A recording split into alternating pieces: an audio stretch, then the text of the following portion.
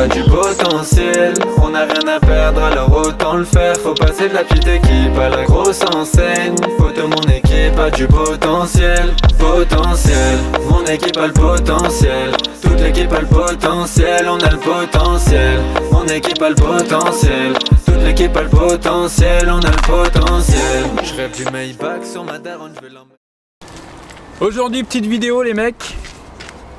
Pas ouf, hein, on va pas se mentir. C'est du remplissage. Non, j'aime pas ce mot-là, Jérôme, parce que c'est quand même intéressant. En gros, il y a quelques temps, j'ai sorti une vidéo où j'expliquais un peu les points à regarder quand on achète une motocross. Et il y en a pas mal qui m'ont demandé, ouais, fais une vidéo dans ce style-là, mais tu sais, quand tu achètes une voiture en gros. Et vu que moi, dans ma vie passée, j'étais professionnel de l'automobile, j'en ai acheté quelques-unes. Et donc j'ai quelques petites astuces et tout que je vais vous donner pour quand vous achetez une voiture, pour pas... En fait, le but c'est de pas se faire arnaquer toujours. Ok. Qu'est-ce qu'ils font? Ah, je crois que t'as des courriers, les carrés. Pour moi, oui. Bonjour. Excusez-moi. Oui. Silence Ben, c'est ici? Je connais pas du tout. Merci. Non, voilà. Toutes ces interférences. Voilà. Du coup, alors, première chose, quand vous achetez une voiture, ce qui est mieux, c'est d'avoir la carte grise. Ok. C'est un petit papier comme ça, voilà, au nom de l'ancien propriétaire et tout et tout. Il faut pas qu'elle soit barrée quand vous allez l'acheter. Il faut que le mec la barre devant vous. Parce que si elle est déjà barrée, marqué vendu le avec une date antérieure, ça veut dire qu'en fait elle a déjà été vendue et que le mec qui vous la revend, bah sûrement qu'il n'a pas fait sa carte grise. Et au moment où vous allez vouloir faire la vôtre, bah ça va forcément coincer. Donc, premier point à vérifier, carte grise pas barrée. Deuxième point à vérifier, c'est le contrôle technique. Comment tu vérifies ça? Eh ben, il faut que le mec te donne un papier avec le contrôle, le rapport du contrôle technique, et il faut qu'il ait moins de 6 mois. Très important, parce que toi, quand tu vas aller faire ta nouvelle carte grise, donc à ton nom, il faudra que le contrôle technique il ait moins de 6 mois. Ok. Le mieux, quand tu achètes une voiture, c'est que le contrôle technique il soit le plus récent possible. D'accord. C'est un peu chiant d'acheter une voiture genre qui a un contrôle technique de 5 mois et demi, parce que ça veut dire qu'il faut que tu fasses ta carte grise tout de suite, et ça veut dire aussi que la voiture, le dernier rapport que tu as, il date de 5 mois et demi. Et en 5 mois et demi, il peut se passer des choses avec une voiture. Tu vois. Parce que du coup, si en gros tu achètes une voiture et Ouais. que le truc de l'assurance, ce que tu viens de dire, Contrôle technique. voilà, le contrôle technique, il a passé les 6 mois. Ouais. C'est-à-dire que tu dois le refaire. Ça veut dire que toi, tu dois en repasser un. Ton D'accord. contrôle technique, il sera toujours valable parce qu'il est valable 2 ans. Ok. Mais toi, tu pourras pas faire ta carte grise parce qu'il faut qu'il ait moins de 6 mois pour pouvoir faire une nouvelle carte grise. D'accord. Voilà, ça c'est une chose. Ensuite... Bon les mecs, vous êtes toujours nombreux à me demander pour faire des sites internet, pour vendre des trucs et tout. Enfin, il y en a beaucoup qui me demandent. Là, j'ai un gars qui m'a contacté, il a un site internet en fait qui propose des formations pour monter un business en ligne rentable. Et j'ai regardé un peu son site, il y a plein de packs en fait, tu as plusieurs prix et tout, ça va des petits prix, 50, machin, jusqu'à 2000 € pour une formation, pour vraiment un business clé en main, machin. Et là, il propose une offre spéciale à 1 € en fait, sur son site, c'est client essai, machin et tout. Et en fait, bah, y a toutes les petites clés pour vous aider à monter un site internet rentable en fait, si tu veux. Là, je suis sur son site, ça s'appelle Notorious Agency. C'est super bien fait, tiens, regarde. Je vais te montrer. Donc, il travaille avec pas mal d'influenceurs. Hein. Tu vois, le client illimité essai, c'est celui-là. Donc, tu as accès au pack client illimité. Tu as 2 heures de formation. Tu as toutes les ressources disponibles, mise à jour régulière. Et en fait, le mec, il va t'expliquer comment, si vous avez une idée de business en ligne, mais que vous ne savez pas trop comment faire, ou que vous avez envie de gagner de l'argent en ligne, parce que sur Internet, il y a beaucoup d'argent à gagner, mais les gens ne savent pas forcément comment faire, comment ouvrir un site, quoi vendre, machin. Et ce mec-là, en fait, c'est son métier. Lui, il vous explique, il vous donne les clés, et après, c'est à vous de faire un peu à votre sauce, quoi. Donc le site, c'est notoriousagency.com. On va vous le mettre en description. Et puis là, c'est une offre, c'est jusqu'à... Attendez, il m'a dit c'est limité hein, comme truc. Hein. Normalement, c'est pas long. Qu'est-ce qu'il m'a dit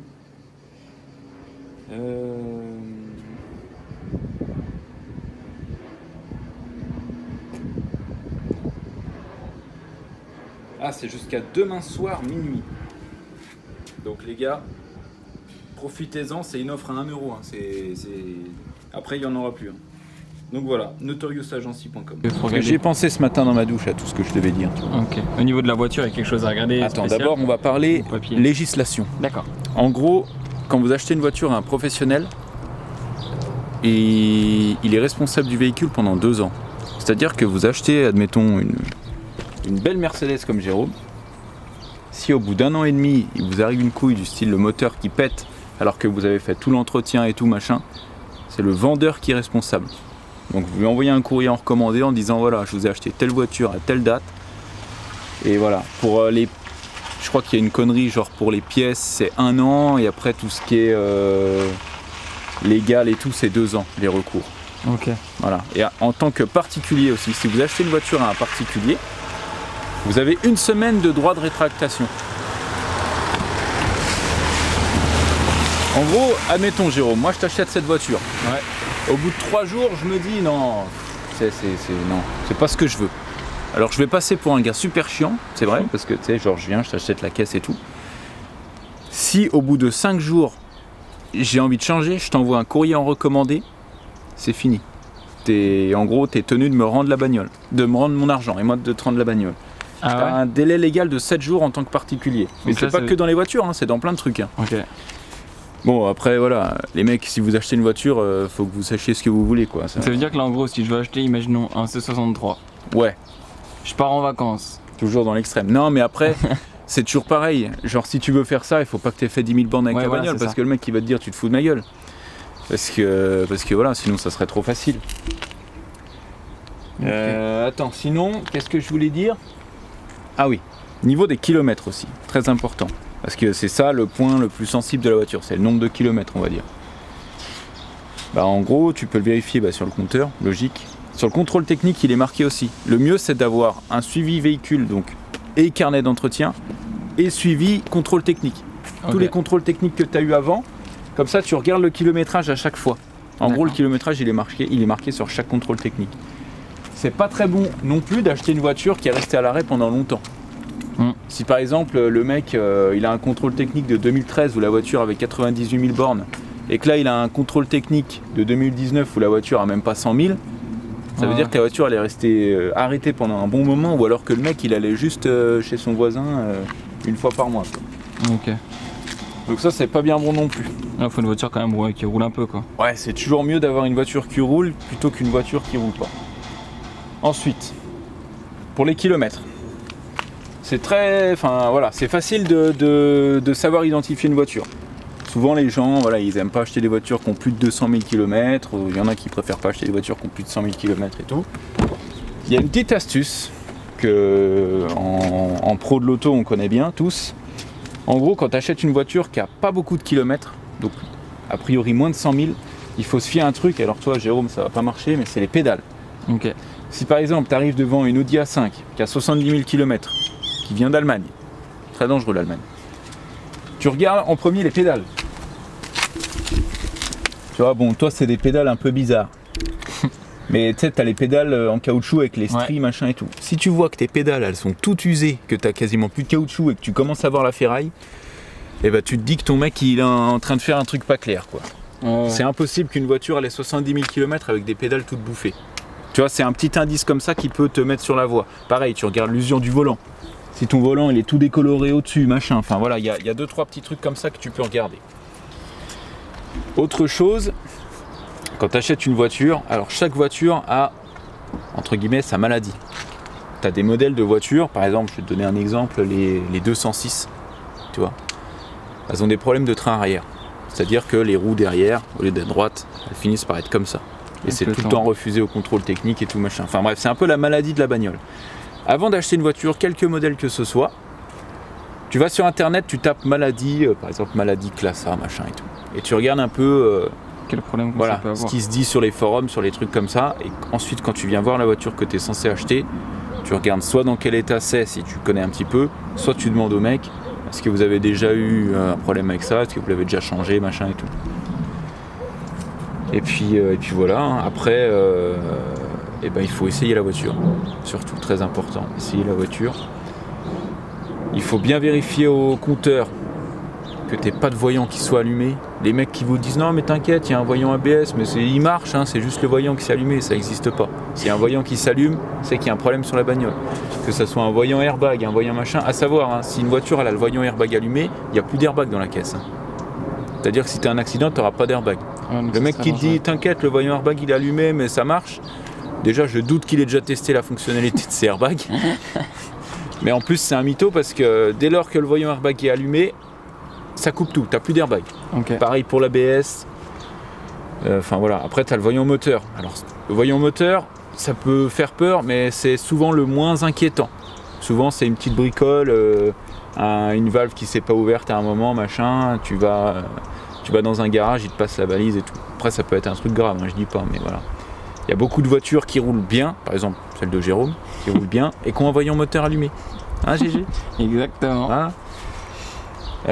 Non, bah sinon qu'est-ce que je verrais à rajouter à ça? Sinon au niveau du moteur sous le capot et tout, ça sert à rien de regarder ça. Ça sert à rien. Voilà. Si tu connais, cette vidéo te sert à rien. Et si tu connais pas, ben voilà, tu vois. Au moins. Ça sert à rien d'aller voir le moteur. Après, tu peux toujours ouvrir pour voir si ça suinte pas d'huile partout, machin. Enfin voilà quoi. Ils sont dans la globalité, c'est cela quoi. Dans la globalité, voilà. Après, Au pareil. niveau des kilomètres, je te coupe, mais au niveau des kilomètres à peu près, t'as une moyenne à peu près quand acheter, quand revendre une voiture? Non, ça dépend du modèle. Ça, par exemple, une Fiat, tu vois, comme ma Fiat Punto de merde là-bas, là. On dit toujours, tu veux une bonne voiture d'occasion, achète une Fiat neuve. Non, mais en gros, moi j'ai un petit problème avec les Fiat parce que je trouve que c'est un peu de la merde, tu vois. On va pas se mentir. Ouais, Ma mère, elle a une Fiat, elle a 100 000 km, elle est en panne, tu vois. Et moi, j'avais une Audi A3, elle avait 270 000 km, elle roulait super bien, quoi. Ouais. Ça dépend des modèles. Moi, ma préférence personnelle, hein, ce n'est que mon avis, j'ai un petit penchant pour les véhicules allemands.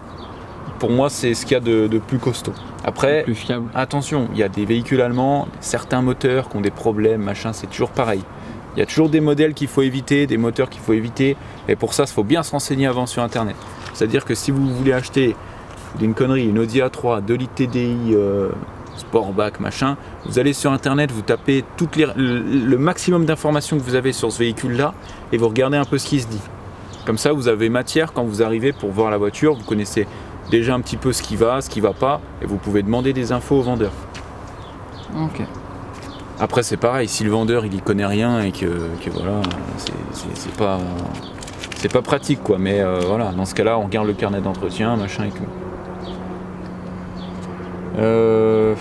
Non bah c'est tout hein, je C'est crois. un peu l'essentiel ouais, pour une voiture. Pour une voiture, ouais. Après ouais comme je dis, hein, l'essayer c'est super important, voir si elle démarre bien. Bon là c'est une boîte auto mais les deux trucs qu'il faut vérifier quand on achète une voiture c'est la distribution et l'embrayage. En fait c'est les deux trucs d'entretien qui coûtent en général le plus cher. Après il y a d'autres voitures qui ont d'autres trucs mais la distribution et l'embrayage. Le mieux c'est que ça soit une chaîne de distribution. Comme ça techniquement il n'y a pas besoin de la changer. Après il y a certains véhicules, par exemple la BM série 1 qui est là, qui ont des problèmes de chaîne de distribution. C'est-à-dire qu'elles se détendent, qu'elles cassent, enfin voilà. Pareil, maladie sur les BM série 1 118D. Donc, distribution, ça dépend des modèles, mais c'est 100 000 km ou 5 ans. Les mecs qui commencent à vous dire, non mais t'inquiète, celle-là c'est 150 000 km ou 7 ans, machin, ça n'existe pas. C'est 100 000 km ou 5 ans. Et franchement, les mecs rigolaient pas avec ça parce qu'une courroie de distribution qui pète, le moteur entier il a changé, toute la culasse elle est morte, enfin bref, c'est un boulot de dingue. Et après, l'embrayage, ça dépend la conduite, mais en général, un embrayage, c'est 120 150 000 km. Ok. Donc voilà, si vous achetez une voiture qui a 230 000 km et qui n'a jamais été changé l'embrayage, En manuel, tu veux dire? en manuel, ouais. En manuel. Attendez-vous à avoir un embrayage à faire bientôt, quoi. Après, l'embrayage, c'est pareil. Bon, sur une boîte auto, tu peux pas trop l'essayer. Sur une boîte manuelle, moi, ce que je conseille toujours, tu te mets à l'arrêt, tu mets la troisième sur du plat, tu lâches l'embrayage doucement. Si tu vois que le capot commence à se lever, c'est que l'embrayage il fait son boulot. Si la voiture elle cale tout de suite, et ça sert à rien, l'embrayage il est mort. En troisième, hein, tu dis? Ouais, attends, tu te mets en troisième, ouais. Ok. Et puis voilà, non, c'est bien ça. Bah J'ai ouais. donné pas mal d'astuces, je crois. Bon, vous savez tout pour acheter une voiture, comment faut Voilà. faire. Du coup, les mecs, à l'intérieur d'une voiture, ce que je vous disais tout à l'heure, on a pris un pilote test Très important, regardez le compteur. Là, il y a le voyant moteur qui est allumé. Et le voyant réserve. Mais sur la voiture de Jérôme, C'est normal. c'est tout à fait normal. Et tout le temps allumé.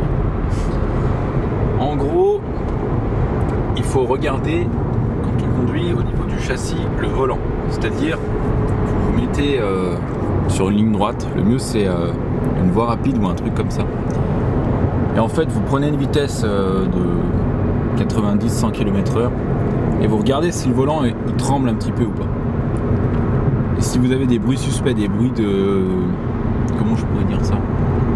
Des bruits anormaux. Non, mais en fait, un roulement, ça ronronne. Ah. C'est ça, ça fait... Ouais, des crissements quoi. Voilà. En gros, il faut être super attentif au bruit quand on roule et aux vibrations du volant. Si vous avez le volant, vas-y Jérôme, tape dans mes céréales. Hein. Si vous avez un bruit de... Non, pas un bruit. Si vous avez une vibration de volant, c'est qu'il y a un problème au niveau du châssis à l'avant. Et pareil, il faut tester la réactivité des freins. Wow! Ouais, Ils sont réactifs. ils sont réactifs ceux-là. Derrière, il a pas compris, il m'a fait un appel de phare. Bon les gars, j'ai oublié de vous dire dans la vidéo, j'ai trouvé un site internet qui permet, avec le numéro de série de la voiture, donc pour ceux qui ne savent pas, ça c'est une carte grise, tiens bien filmer plus près. Le numéro de série c'est celui-là, je vais mettre mon doigt pour pas qu'on voit. En gros le E, il est et sur la voiture, enfin à différents endroits de la voiture et sur la carte grise. Donc vous allez sur le site c'est car vertical, Jérôme il l'écrira en dessous. Vous allez sur le site et en fait vous rentrez ce numéro de série et vous avez accès à absolument tout le suivi de la bagnole. Le pays d'où elle vient, la date à laquelle elle est sortie, toutes les options qu'il y a dessus, si elle a déjà eu des accidents, enfin il y a tout. Là j'ai des rapports qui sont déjà enregistrés, donc je vais vous en montrer un. Là c'est pour une Citroën C4 Picasso, tu vois. Donc tu as le numéro de série ici. Donc tu vois, celle-là, elle vient, par exemple, de République tchèque. Voilà. Équipement, donc ça te dit tout, le modèle, l'année de fabrication, le type de moteur, toutes les options qu'il y a, la couleur, enfin vraiment tout. Ça te dit, par exemple, si c'est un véhicule qui est facile à vendre ou pas. Donc, tu vois, celui-là, il est un peu difficile. Ah. Après, ça te met même l'endroit où le numéro de série il est visible. Tu vois, si tu veux vérifier si la bagnole est volée ou pas, donc le montant de portière, le pare-brise. Et après, il te dit même les points, donc ce que je disais dans la vidéo, un petit peu les maladies des voitures, les points à vérifier. Donc fais attention de tout, tu vois. Bon, c'est tout en anglais par contre. Tu vois, gearbox failure, ça veut dire les boîtes de vitesse qui sont un petit peu fragiles. Donc bien veiller à tester la boîte, machin, enfin voilà, tu vois, c'est super détaillé. Le rapport comme ça, il coûte 15 $. Donc si vous achetez une voiture vraiment pas chère, ça vaut peut-être pas le coup de faire un rapport, mais si vous achetez une voiture qui chiffre un petit peu, des fois c'est mieux d'être sûr du suivi. Tu vois, par exemple, là j'ai une BMW, une 323i, on en a beaucoup en Europe de ça. Tu vois, donc hop, numéro de série, pareil. Celle-là, tu vois qu'elle a eu des dommages. Dommages enregistrés. Ils ont été enregistrés en Allemagne. Estimation des réparations entre 1500 et 3000 €. Donc tu vois, donc la voiture elle est de 95. Elle est sortie de l'usine en 95. En 2017, elle a eu un accident en Allemagne. Et ensuite, en Lituanie, elle a été réparée. Tu vois, tu as vraiment tout le suivi. Équipement, pareil, donc les options qu'il y a, la couleur. Il dit même, tu vois, il dit même si c'est une bonne affaire ou pas. Donc là, bon, 290 €, c'est clair que c'est une affaire, hein. Même moi je l'achète. Après, tu vois, par exemple, 18 500, c'est trop cher. Il dit à peu près les prix que ça vaut, suivant le kilométrage et tout. Pareil, est-ce que c'est facile à vendre ou pas? Il te dit aussi où le numéro de suivi se trouve. C'est super détaillé. Tu vois, paye attention à tout. Là, apparemment, c'est des voitures qui n'ont pas de problème connu. Et ils font pour toutes les voitures, hein. Vraiment toutes les voitures. Ils doivent communiquer, je pense, avec toutes les compagnies d'assurance, les trucs comme ça, c'est super bien. Donc les mecs, si vous achetez une voiture et que vous voulez vraiment un maximum d'infos et que vous n'en avez pas, et ben allez sur Car Vertical, c'est carvertical.com. Le seul défaut, c'est que c'est tout en anglais, mais ça coûte que 15 $. 15 $, ça fait à peu près 12 €. C'est vraiment pas cher, et au moins vous êtes sûr de vous. C'est tout bon, GG? Ouais, Désolé les j'espère mecs, que hein, ça- c'est une ça petite vous a vidéo plu, parce au que moins. là, en gros, je suis en vacances. Hein, GG? À l'heure où sort cette vidéo, À l'heure où Dave sort cette repart en vidéo. vacances une énième fois. Arrête, c'est mes premières vacances de l'année. Contrairement à certains qu'on connaît.